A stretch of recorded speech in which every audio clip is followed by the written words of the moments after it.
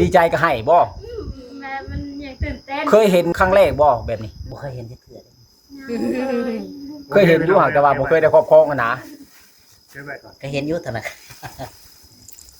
อันนี้เพิ่นบอกแล้วว่า อะไรในธนาคาร คือเพิ่นช่วยเหลือเขามาแหละแต่ว่า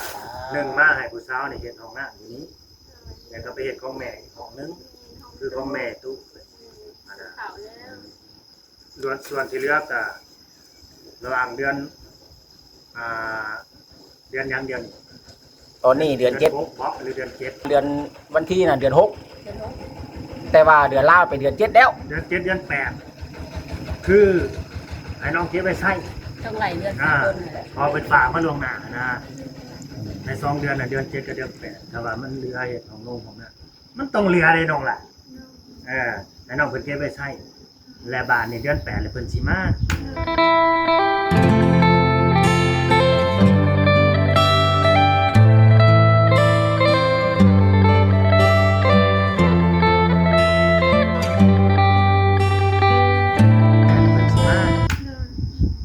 มาเดือน8แล้วเพิ่นก็สิซื้อรถให้คันนึงแล้วก็โทรศัพท์ iPhone รถอย่างนี้เนาะจักรยานบ่ จักรถหยังอันนี้ก็ดีเป็นรถ ดูบ่หรือสิเป็นยังพารุ่นน้ำกัน หรือว่ารถไถบ่พอได้ไถนา สิเป็น67ผู้ใดบ่แม่นรุ่น เอาแล้ว ผลิตที่ก๊อกใด จะเป็นใสอยู่บ่ได้บัดนี้ iPhone น่ะได้แบบรุ่นให บ่ ม่ ธรรมดา ข่อยยังบ่เคยจับจักเทื่อได้แบบนั้น ข่อยก็เห็นแต่ในเขาเอาออกมาโพสต์ขายในโทรศัพท์ไปแล้ว โอเคน้องออกไปนั่งตากลมบ่ฮ้อนฮ้อน ขอบใจทั้งเราโดย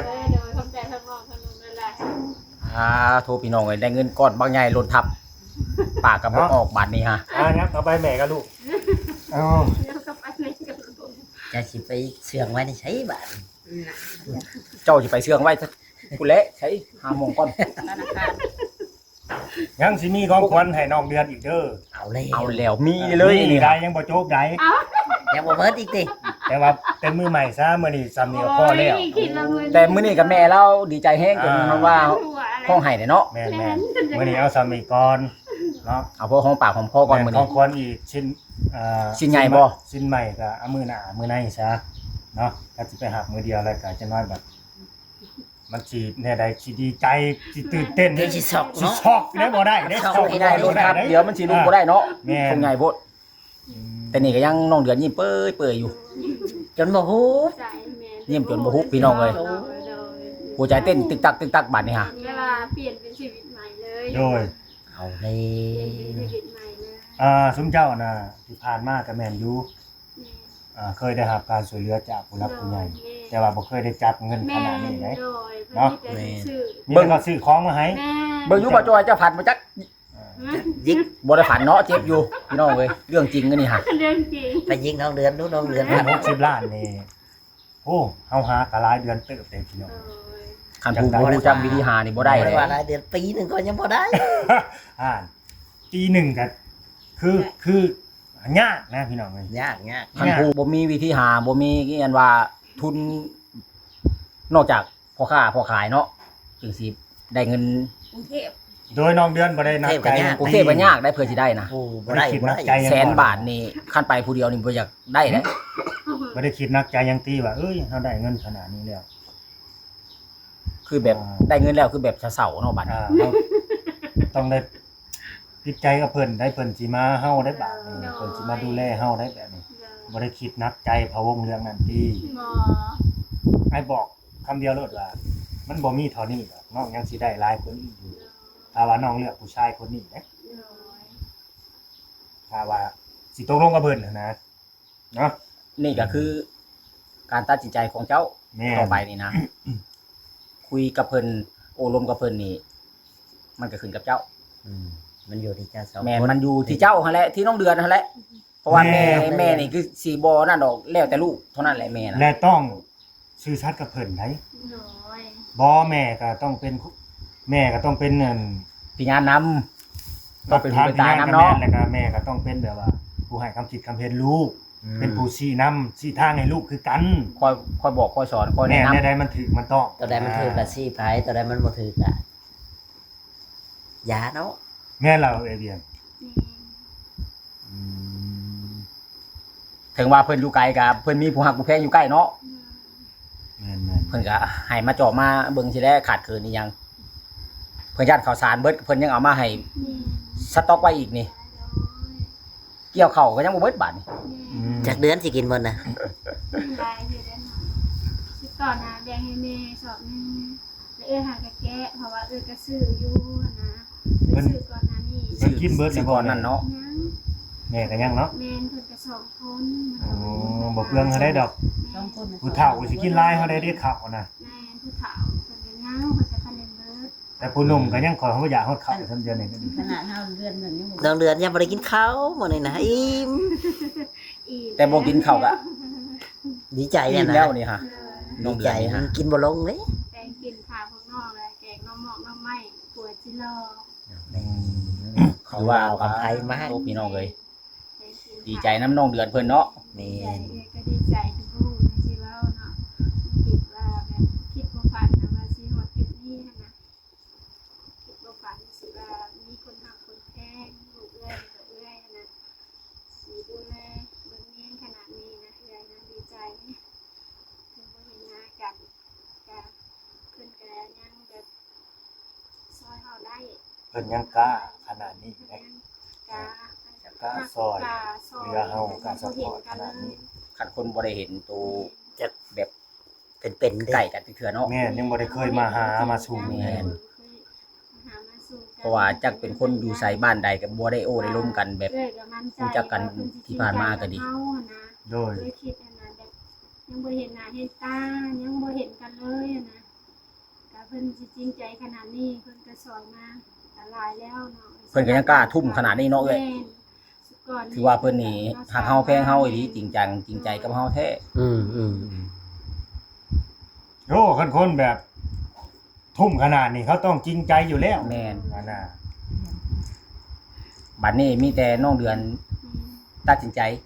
ต่อไป หนุ่มๆหลายคนก็เบิ่งเอาตัวอย่างโลดแล้วบางคนนี่500 1,000นี่เขายังออกยากได้ แม่นฝืดบ่ พืชขนาดใดบ่กล้า อยากกระติ้วติ อย่างติ้วก็บ่ยืดเป็นบ่ เพิ่นให้สำนันเฮาก็พอได้ใส่ในครอบครัวเนาะสู่เผ็ดแกงนัวเนาะเห็นยังบ่ได้หันนะ แม่นเฮาสิมาให้ซื้ออันซื้อนี่กับมันน้อยก็บ่ได้แต่ซื้อพริกไปงัวนั่นแหละ เลยอันนั้นหาพอได้ซื้อประเด็กไปนัวสมมุติว่า500 บาท 1,000 บาทนะ โดย เพิ่นให้ และบัดนี้ยังสิกลับขึ้นไปเฮ็ดงานอีกอยู่บ่น้องเดือน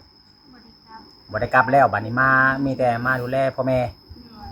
อยู่บ้านอยู่เฮือนบัดนี้เนาะ มาอยู่นำแม่มีหยังก็เฮ็ดซอยกัน แม่น กลับไว้กลับไปบ่ได้แล้วบ่ให้ไปทางใด หาอยากหากิน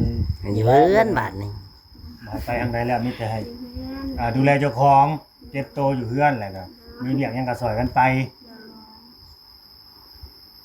สิไปอยู่ก็ไปจักเงินเดือน2ล้านห้า อืม ขากลับมาบัดเกือบบ่พอแล้วแม่จ้างกันราคารถ มากับการรถก็สิบ่ฮอดเพราะว่า ไป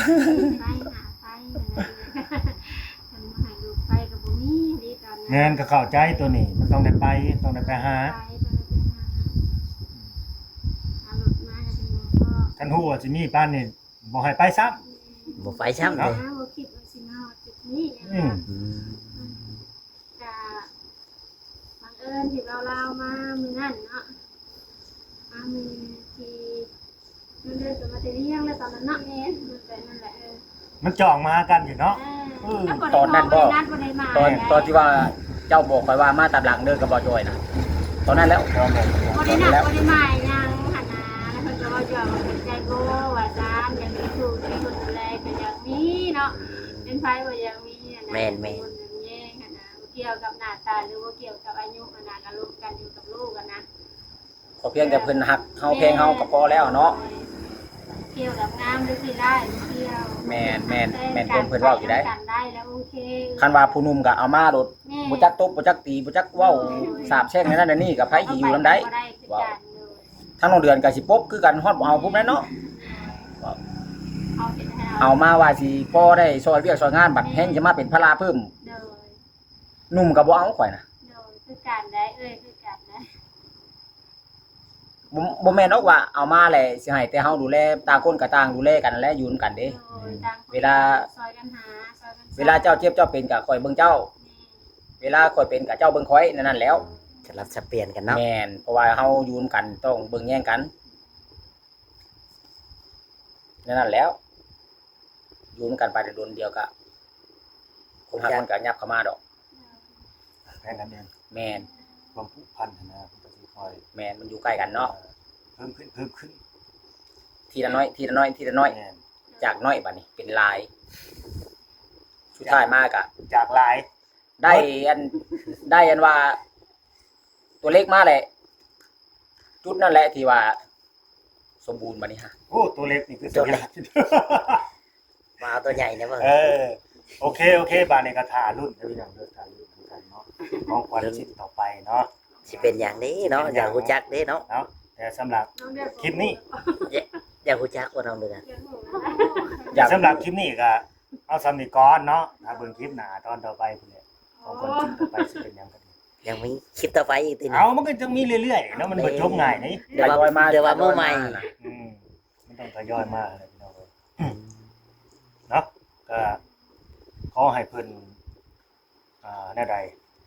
สมหักสมหวังหั่นแหละ แม่น สร้างให้มีความจริงจังจริงใจแล้วก็มีความ ผูกพันเนาะ สื่อสารต่อกันพี่น้องเอ้ยเนาะก็ถ้าเบิ่งบัดเวลาอ้ายเพิ่นมาเพิ่นเนาะ แม่นสิเป็นอย่างใดเนาะ ก็สิได้ฮู้ได้เห็นนำกันอยู่ดอกคือตอนนี้ก็ ใจเต้นอยู่บ่น้องเดือน มันส่งกำลังใจหรือว่าในการช่วยเหลือเข้ามาก่อนนั่นแหละ เพราะว่าตอนนี้คอยปิดอะดิปิด ตื่น แก่ เต้นเจ้าสิเฮ็ดยังบ่ถึงพุ่นน่ะ ๆถือว่าเปิดบ่ได้แล้วบัดนี้ แม่เปิดบ่ได้แล้ว ว่าพื้นห้องน้ำนี่มันสิมีคนเฮ็ดอยู่บ่ช่วงนี้ จังว่าน่ะเอ้ยก็ได้นะเอ้ยได้ ยามหายามนาเนาะ แม่ยามไหนยาม หน้าฝน คือ นี่ เฮาสิมาขุดบ่ขุดคุ้มเล พู ย ดให้คุณง่ายเด้อ แม่ ขุดง่ายอยู่ครับ ขุดง่ายอยู่ พูดง่ายอยู่แต่มันพ้นโต๊ะมันน้ำมันอ่างนั่นนี่เนาะ